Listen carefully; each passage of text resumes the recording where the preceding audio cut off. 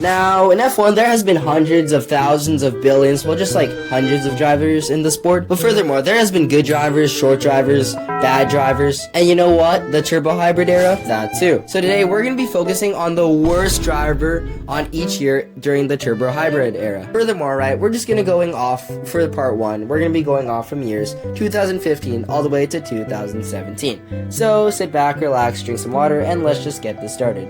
Ah yes, the first year of the turbo hybrid era. Unique car noses, Lewis Hamilton world champion, rookies Kevin Magnussen, Kvyat, and Ericsson hit the grid. But furthermore, who was the worst driver this season? Well, all treated like guess who. So let's just remove the top 10 of the season and teams with the worst car imaginable. So like that removes Sauber, Caterham, and Marisha. And I'll also remove the rookies since their first season. So it leaves us with Raikkonen, Virgin, Grosjean, and Maldonado. Now, I'm also going to remove Raikkonen since he's like a world champion despite his teammate outperforming him. But furthermore, my overall pick for 2014 worst driver is Pastor Maldonado. Despite him having less crashes than his teammate, Sunday race, oh my goodness, jeez, sorry, I'm trouble holding this, jeez.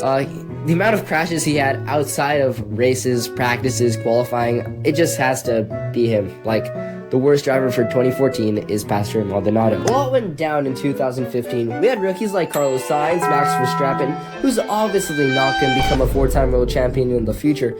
Totally unrealistic. We also had NARS, and honestly, F1 2015 was a pretty gnarly game. Anyways, using the same method as last time, cutting out the top 10 drivers, and cutting the team with the worst cars imaginable, I ruled out McLaren, Honda, and Marisha. That left us with Ericsson, Maldonado, and Grosjean. At first, I was leaning towards Ericsson, but then I looked at the race results and I watched the races, and yeah, Maldonado took it easily. I mean, Maldonado's season was rough. He got beaten by his teammate most of the time, barely finished any races, was just a rolling hazard, like with the incident with Max, right?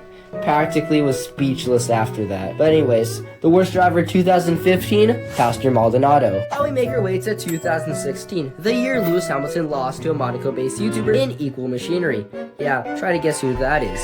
Anyways, we also got introduced to rookies Palmer, Wiener, and Haryanto, plus the debut of an American team called Haas. Using the same method as before, I cut the top 10 teams right away for the top 10 drivers. Bad, sorry, please, don't burn me. Furthermore, right, there weren't really any terrible drivers that season, but we did have some terrible teams, like McLaren, Honda, and Sauber, so they're cut right away. But today, I'm gonna break the rule here, and I am gonna go with Ericsson. Honestly, he didn't have a terrible season, but he like lacked consistency. His season was just messy. He got beaten by his less experienced teammate, and didn't really look in control of the car that year. Outright, 2016 didn't have any terrible drivers, but if someone had to take the spot, it would be Ericsson. Now we make our way to 2017. Now, nothing really important happened this year except Lewis Hamilton winning a championship. Well, whatever, right? We also had rookies like Lance Stroll, Pierre Gasly, and Van Droom. But for worst driver this year, I had my eyes on two names, Ericsson and Kvyat. Now, on one hand, Ericsson was driving in an absolute disaster of a car. I swear, a mid-2000 Subaru would have been fast, but with that excuse, he still got beaten again by his less experienced teammate, which becomes a very familiar pattern at this point. On the third hand, because like we need a debate on this, there's Kvyat, who was actually closer to points scoring overall, got fewer DNFs, and statistically his season just made more sense. So when you put it all together, for the second time in a row, my pick for worst driver for 2017 is Ericsson. So I think that should be it for part 1, but I should be working right now on part 2. So, you know, what do you guys think of the video? Was it great? Any thoughts? You know, maybe even subscribe. Give it a little like. You know, it's pretty gnarly, but you know, adios, amigos, au revoir.